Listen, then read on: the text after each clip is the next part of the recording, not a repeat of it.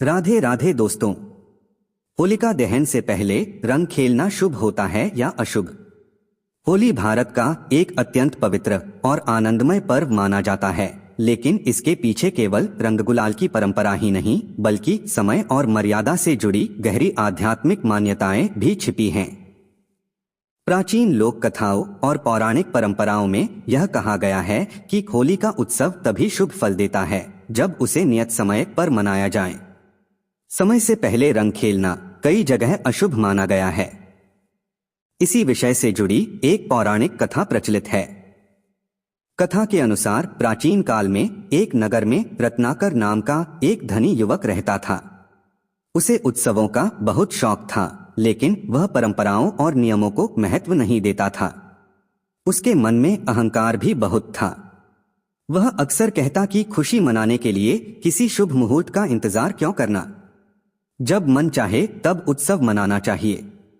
उसी नगर में एक वृद्ध संत रहते थे जो भगवान भक्ति और धर्मशास्त्र के ज्ञाता थे।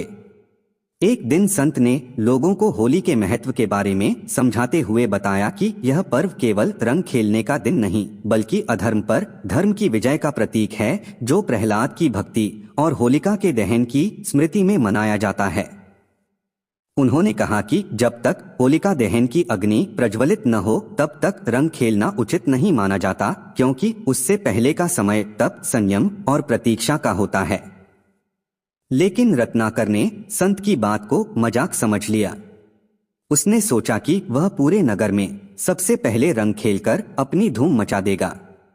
उसने होली से 3 दिन पहले ही अपने मित्रों को बुलाया, ढोलन गाड़े मंगवाए और रंग गुलाल उड़ाना शुरू कर दिया। लोग पहले तो हिचकिचाए, लेकिन उसके प्रभाव और धन के कारण कुछ लोग उसके साथ शामिल हो गए। उसी रात रत्नाकर ने एक विचित्र स्वप्न देखा। उसने देखा कि वह एक प्राचीन राजमहल में खड़ा है, जहां एक विशाल अग्निकुंड जल रहा है। अग्नि के पास एक तेजस्वी बालक भगवान का नाम जप रहा था। वह प्रहलाद थे। पास ही क्रोधित राजा हिरण्यकश्यप खड़ा था और उसकी बहन होलिका अग्नि में बैठने जा रही थी। अचानक आकाश से दिव्य प्रकाश प्रकट हुआ और भगवान विष्णु का स्वर गूंजा, जो समय और धर्म की मर्यादा तोड़ता है वह स्वयं अपने सौभाग्य को जलाता है। रत्नाकर डर गया। तभी वहां एक दिव्य ऋषि प्रकट हुए। वे नारद थे। नारद ने कहा, हे मनुष्य, होली केवल रंगों का खेल नहीं है। यह प्रतीक्षा, तप और सही समय पर आनंद का उत्सव है। जब तक अधर्म का प्रतीक अग्नि में भस्म नहीं होता तब तक उत्सव मनाना अधूरा और अशुभ माना जाता है। तुमने समय से पहले रंग खेलकर उस आध्यात्मिक क्रम का अपमान किया है। रत्नाकर घबराकर बोला, क्या इससे मुझे कोई अनिष्ट होगा? नारद ने उत्तर दिया, अशुभ का अर्थ हमेशा तुरंत विनाश नहीं होता। कभी कभी सौभाग्य धीरे धीरे दूर हो जाता है। मन अशांत होता है, कार्यों में बाधा आती है और जीवन में संतुलन बिगड़ जाता है। अचानक रत्नाकर की नींद खुल गई।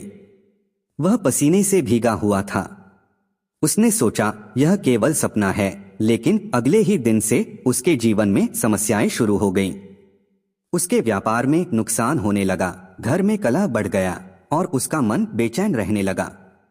जो मित्र उसके साथ रंग खेल रहे थे वही अब उससे दूरी बनाने लगे। कुछ दिनों बाद होलिका दहन का दिन आया। नगर के लोग पूरे विधि विधान से पूजा कर रहे थे। रत्नाकर भी वहां पहुंचा, लेकिन उसका मन भारी था। उसने संत के पास जाकर सारी बात बता दी और क्षमा मांगी। संत ने शांत स्वर में कहा, धर्म में समय का बहुत महत्व है। प्रकृति भी ऋतुओं के अनुसार चलती है। सूर्योदय का समय, वर्षा का समय, फसल का समय। यदि कोई बीज समय से पहले बोया जाए तो वह नष्ट हो सकता है।